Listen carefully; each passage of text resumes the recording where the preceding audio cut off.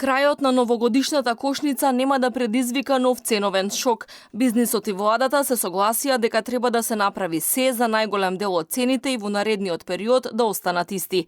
За ова веќе разговарал заменик министерот за економија Маријан Ристевски со Стопанската комора, кој на заеднички состанок им порачал на дистрибутерите и маркетите дека очекува да направат максимални напори да ги задржат истите цени на производите и по крајот на акцијата.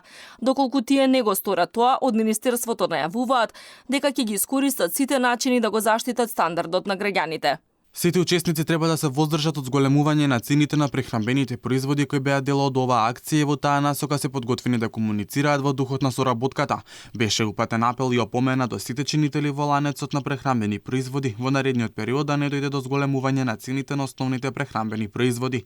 По завршување на новогодишната кошница за да не се носат мерки страна на Министерството за економија и труд, односно беше кажано дека Министерството ќе ги искористи сите механизми кои ги имаме на располагање за да се заштити стандардот на граѓаните. Сепак од Стопанската комора на Северозападна Македонија велат дека од денеска пазарот е либерализиран, што може да значи и покачување на некои цени.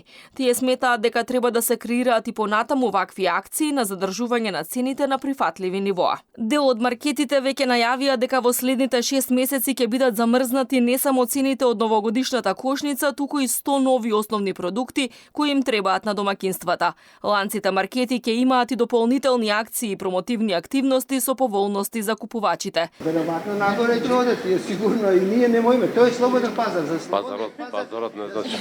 Во слободниот пазар ние значи не се мешаме. Можеме да се мешаме вака джентлменски договор, ако се договориме да тие да ги намалат тие главните.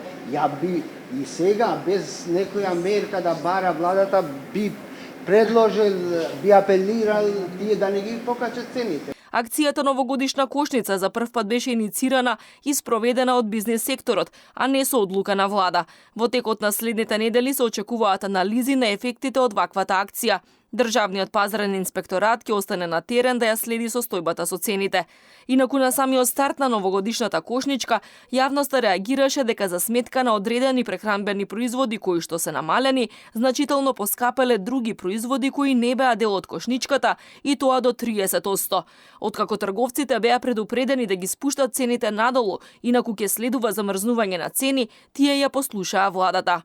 Министерот Дурмиши најави дека ако цените повторно се вивнат нагоре, ќе реагира преку замрзнување на маржи или цени за да го заштити стандардот. Од Организацијата на потрошувачи пак очекуваат доследна примена на законот за нефер трговски практики и работа на пазарниот инспекторат. Повторно вакво намалување на цените е најавено и во март за Рамазан и во април за Великден.